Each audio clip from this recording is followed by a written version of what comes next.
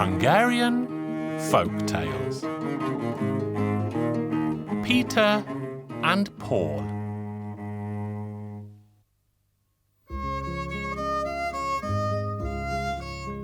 Once upon a time, there was a poor man. He was as poor as a church mouse. Children, he had many though, but apart from them, he had nothing but a single cockerel. Next door to him there lived a rich man. He was so rich that he had absolutely no idea of all that he had. His yard was full of hens, cockerels, and fine farm animals. It happened one day that poor man Peter's cockerel went over to rich man Paul's yard. The cockerel went over to the hens because he was so bored all alone in Peter's yard. The rich man, greedy Paul, saw this and he said to the poor man, "Listen here, Peter. Do something with this cockerel. Either kill it or sell it. But get it out of my yard, otherwise I'll batter it and it'll be of no use to you anymore. I don't want it to come over to my yard." Poor man Peter was desperate. What should he do? He thought hard.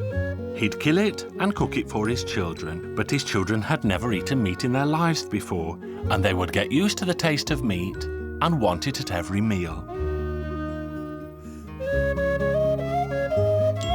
Oh well, he thought, I'll take it to my master and give it to him as a gift. Maybe he will give me something in return. So he did just this. And his master said to him, "Hey, Peter, you're a poor man with many children.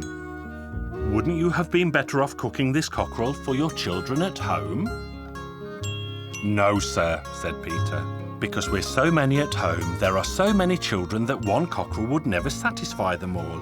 They'd each just have one bite, and once they had tasted the meat, they'd realise it was better than boiled potatoes or simple soup, and they'd never want to eat those things anymore.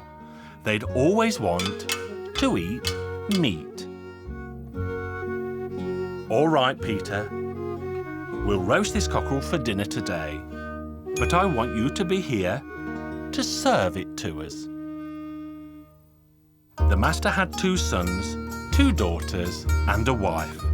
So they were 6. Peter went to their house at midday when dinner was going to be served. There was the roast cockerel on the table. Peter thought hard and began to carve. He reasoned thus: the master and the lady of the house are the head of the family, so I'll cut the head and the neck off for them. I'll give the 2 wings to the 2 young ladies so they can fly off with more ease when it comes to marrying. The young masters will get the 2 feet so they can run better. And I, poor devil, will make do with what is left. This way he himself had the bulk of the cockerel. The master rewarded Peter for his wisdom. He gave him a horse, a cart, a plough, and everything to go with it, as well as some land to farm as his own. He told him to run his own farm and grow rich on it. Rich man Paul got word of this. He was ever so envious. If his neighbour had been given so many things for one single cockerel, how much would the master give him for 5 cockerels, he wondered. Rich man Paul finally made up his mind to take his 5 cockerels to the master. He was so envious. He gave them all as a gift.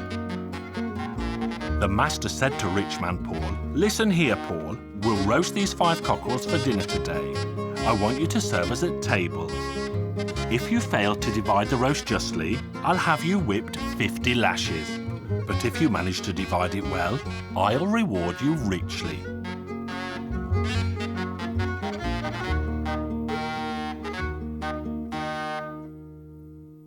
The 5 cockerels were roasted, and none was cut up. They were all in one piece. Rich man Paul went to the master's house, but he couldn't divide the meat justly in any way.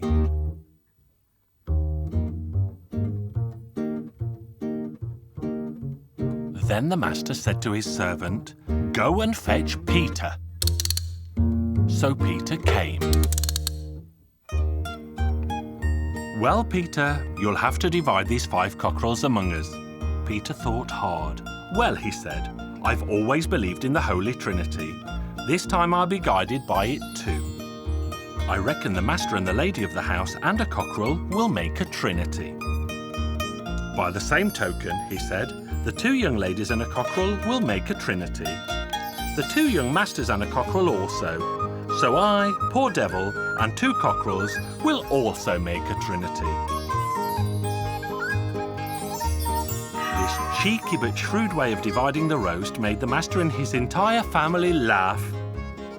The master richly rewarded Peter again and had the rich man Paul whipped as he had pledged.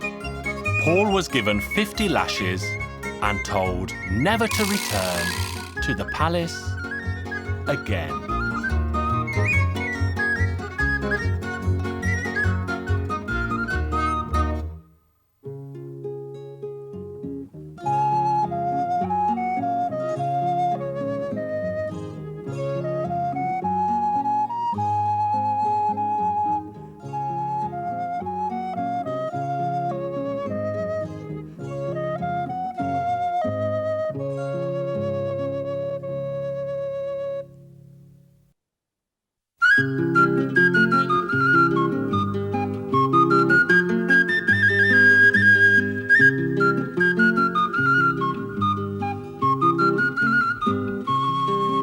Hungarian Folk Tales. Angel Lambs.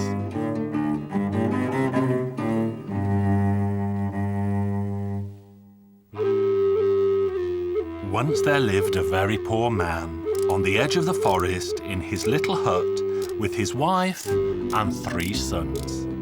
He earned his bread by cutting wood. Poor they were, and their life was hard. One day the man was working in the forest and had become very tired. He took out his satchel to eat the scone his wife had baked him in the ashes of the fire. While he was chewing away on his food, there came an old man. "What are you doing here, poor man?" "Just cutting some wood." "What's that you're eating?" "Nothing special, just a scone baked in the ashes. Won't you have a little for yourself?" "Listen, my man, have you a family?" "3 sons, but they're still small. I need someone to serve me. I have a flock of sheep and it needs to be watched over. Give me your eldest son into service. 3 days he will work and 100 florins he will earn." Now the poor man went home very pleased and said to his son, "Listen, my boy, tomorrow you'll come with me to the forest and there you'll meet an old man who will take you into service." In the morning, his mother packed his satchel and off he went with his father to the forest. Hardly had they arrived when the old man came. He took the boy by the hand and led him away with him. Now they went deep into the forest until night fell. Then they came to a hut. "Now, son, here we are." Daylight came, the boy went out, and there he saw the fine flock of sheep. "This is the flock you are to watch over. Here's a staff for you to follow my lambkins. Here's a satchel for you so that you can bring back in it to me some of what they eat, and in it there's a flask for you to fill with whatever they drink from." So the lambs set off and made their way into the forest. The further they went in, the darker it became. Then they found a wide river before them, and there was only a narrow plank to cross the river. The sheep set off, but their weight was such as to bend the plank until their bellies were in the water itself. Now this worried the lad. "I'll never be able to cross on that plank, it'll collapse under me." The last of the lambs came to rub against his leg. "Just climb onto my back, and I'll take you across." But the boy struck its back roughly with the staff, lay on his stomach, in the grass, and waited. Some time later, he heard the sound of their bells as they came back. The last of them came to him and rubbed against his leg. "Follow us." Then his master's request came to his mind. He gathered together a handful of grass for the satchel, put some water into the flask, and followed the flock home.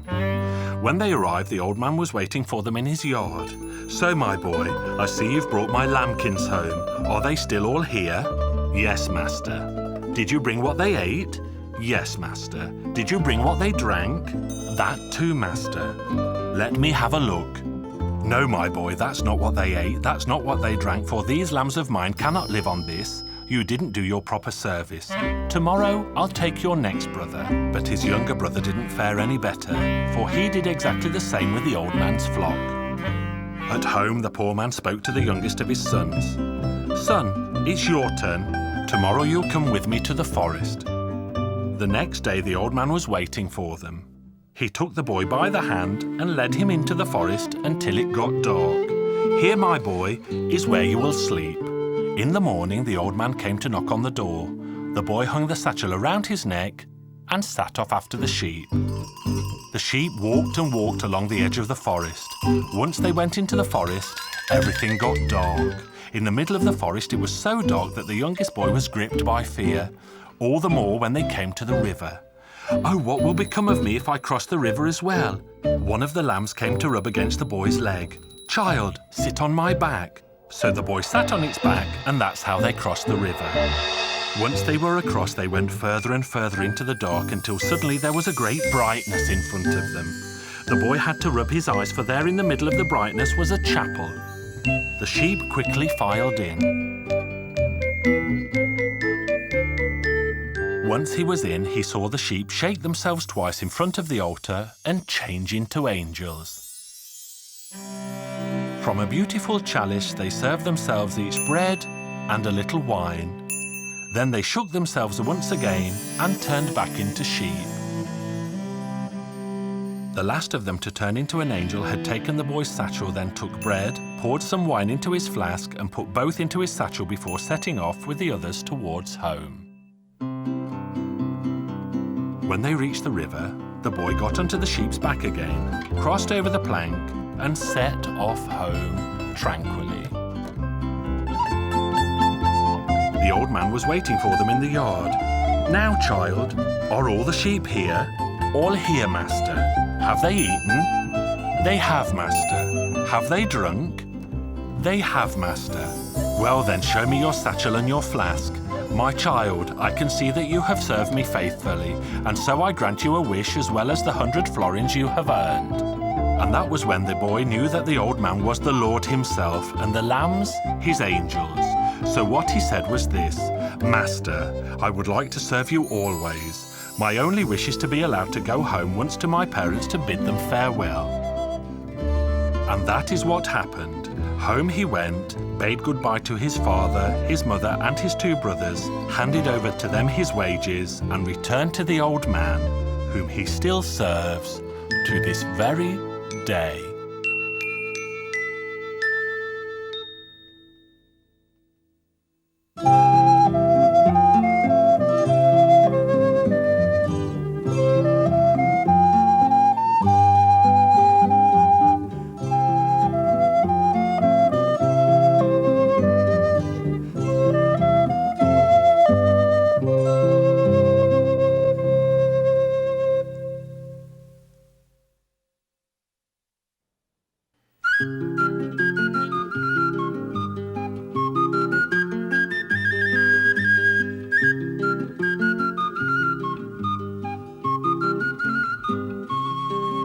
Hungarian Folk Tales.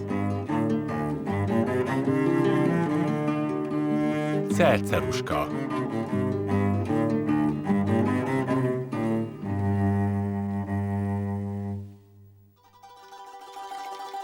Once upon a time, there lived a widower who had 2 daughters. His next-door neighbour was a widow who never stopped recommending herself to the man. Hey, neighbour, take me for your wife. You won't regret it. I will bring up your 2 daughters, and I'll be like a real mother to them. One day, the poor man finally gave in and married the widow next door. But it did not take long for the woman to start treating the girls badly. She tried everything to get them away from the house. She nagged her husband, "Take them both to the forest and just leave them there. Let them perish." That was something horrible for the father's ears, but still, he did as the woman wanted him to. Cerceruszka, that was the name of the elder girl, heard what her father and stepmother were about to do. So she filled her pockets with grain, so she would leave a trail behind. Early next morning, the father took out his 2 daughters. Tsertserushka just kept spilling the grain from her pockets all along the way. When they were deep in the middle of the forest, their father told them, "Well, my girls, I think it's about time to take a rest, because we are all very tired." And the girls went to sleep.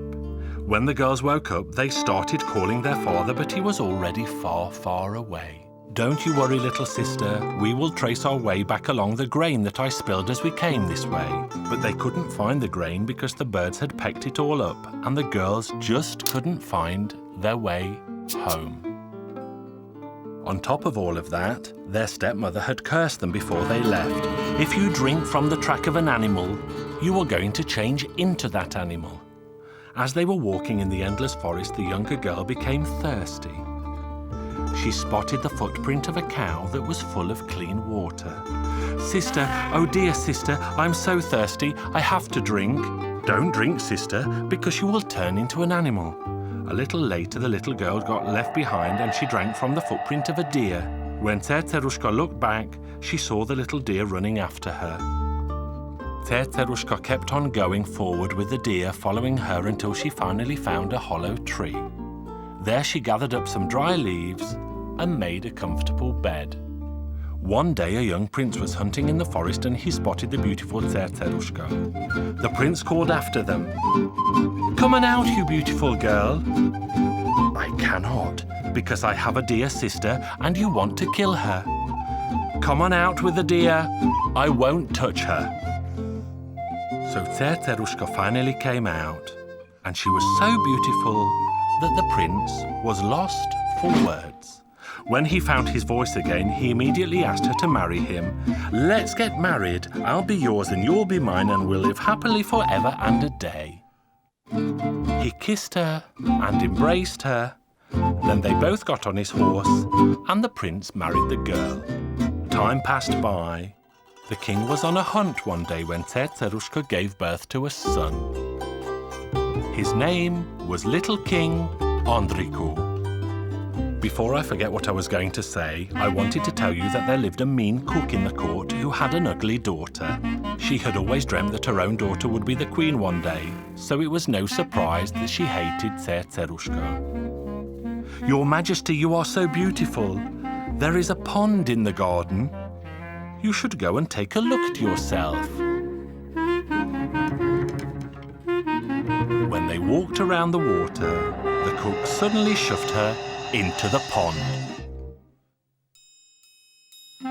When this was done, the cookwoman quickly changed her own daughter's dress and made her lay down in Tsertserushka's bed. Soon the king returned from the hunt. The evil cook told him the good news.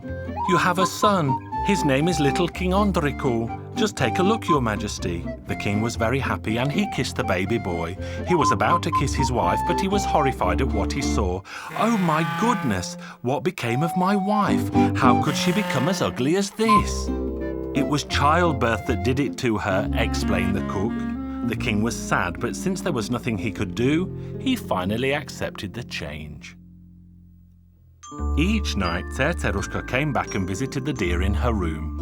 She kept asking, "Is Little King Andriku crying?" "Of course he is, dear sister. Barren women have no milk." One day the cook's daughter heard this. She was determined to get rid of the deer before it caused her downfall. So she said to the king, "Darling husband, I'm feeling very weak.